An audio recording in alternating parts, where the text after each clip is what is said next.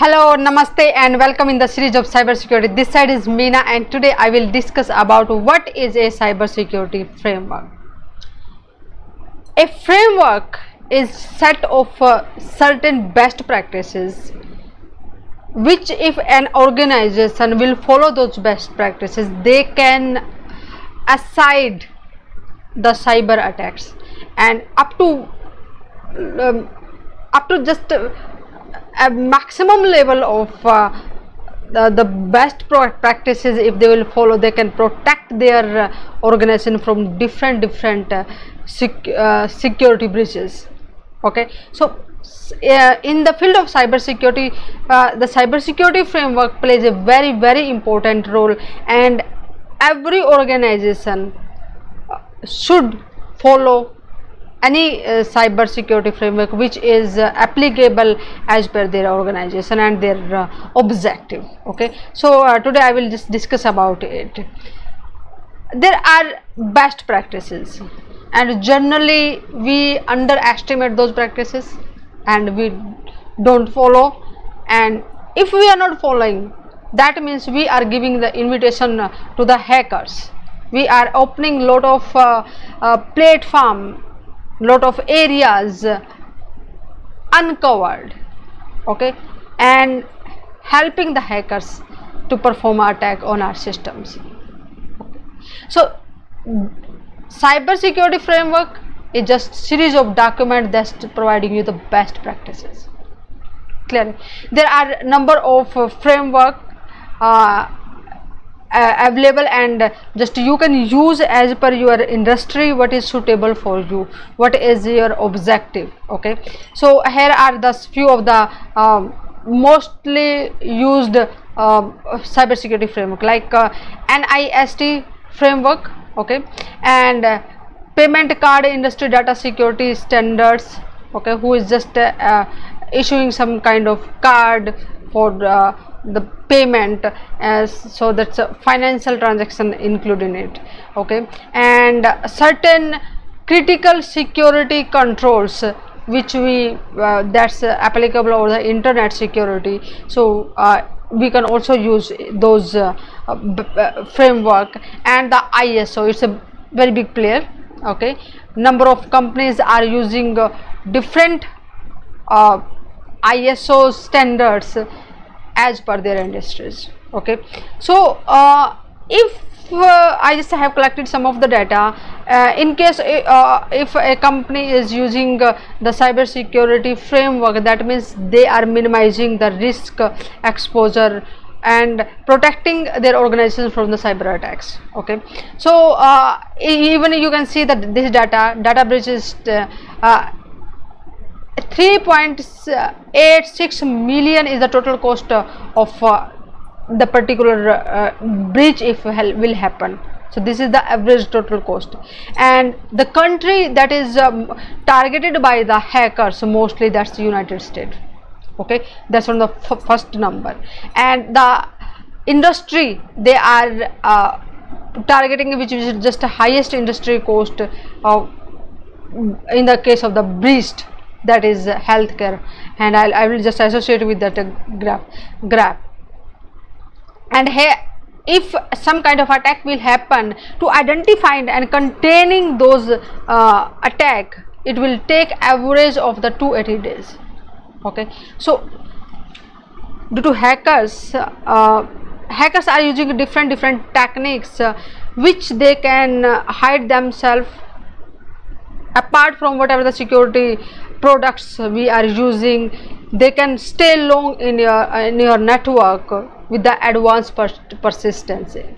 Okay, so if you will see here, green is for at least one of the framework they are using, and this orange is no framework is using. So banking and financial sector is the industry which is top industry which is using at least one of the framework that they just comply with their sector. Okay, and next one is the information technologies. It is also using the framework to design their different products, to using the different services, or creating the services. So this they will using, they just are using it. Here just you can see here the healthcare medical, which is, let me just enlarge it a little bit, healthcare. So 27% are not using any one of the framework, and only 10% of the healthcare or the medical industries, they are using any kind of framework, and that's why, that's a reason that the highest industry cost for the attacks is the healthcare, because they are using less of the framework, or the say we can say best practices. Okay, here is just I'm presenting NIST Cybersecurity Framework. It is a complete method, and that used by so many organizations, and continuously they are using it and defending their systems against the cyber attacks. Okay, so if you will see that there are 5 phases.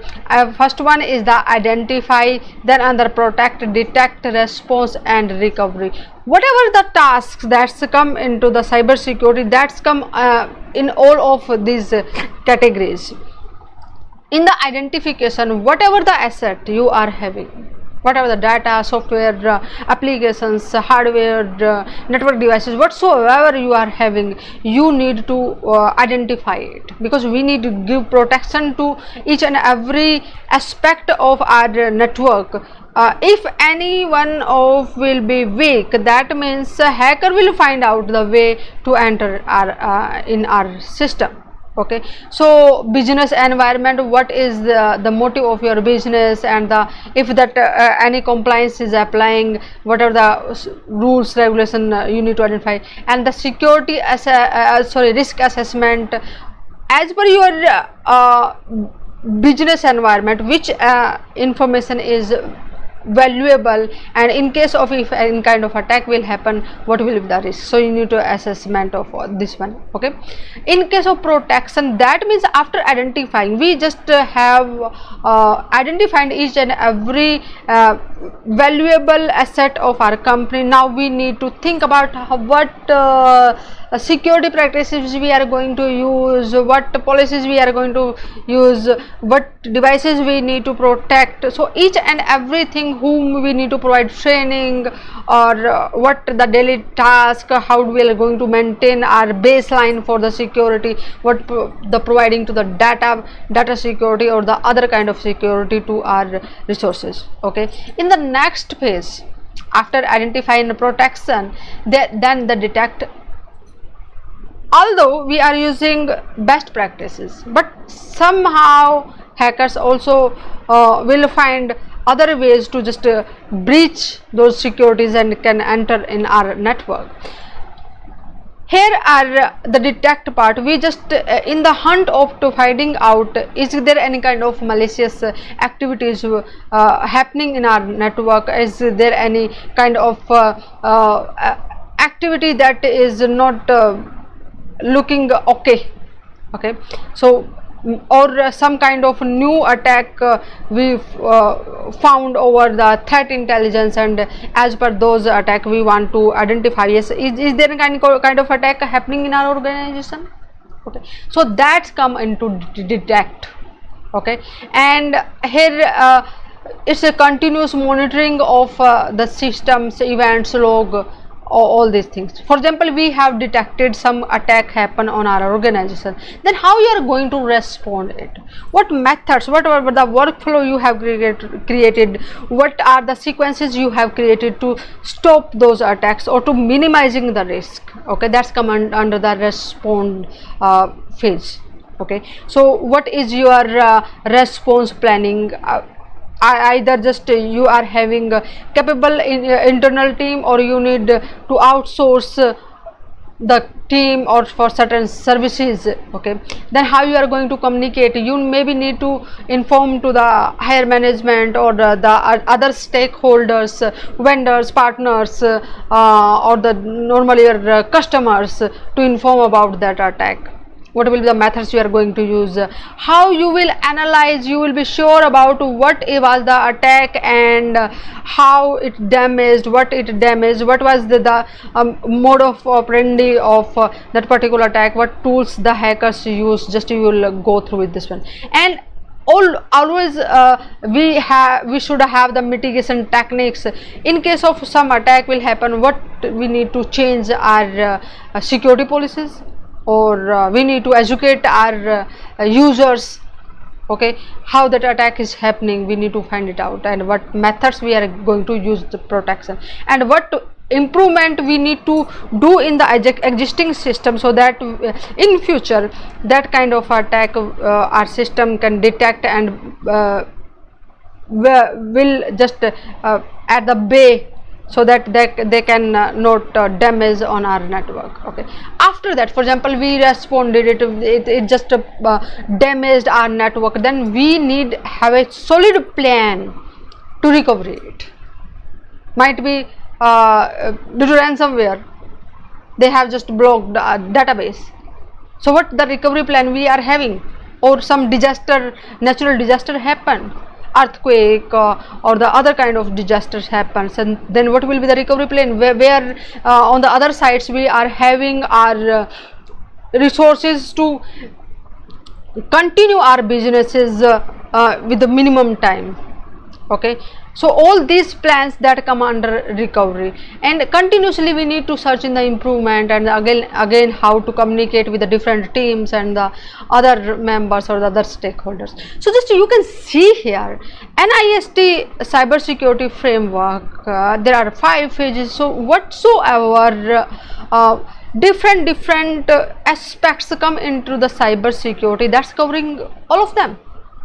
And what should you do if this is just overview of that one. Lot many things just when we go deeper in into those kind of framework, and if we are going to follow those one, definitely we are securing our organizations from multiple kind of cyber attacks.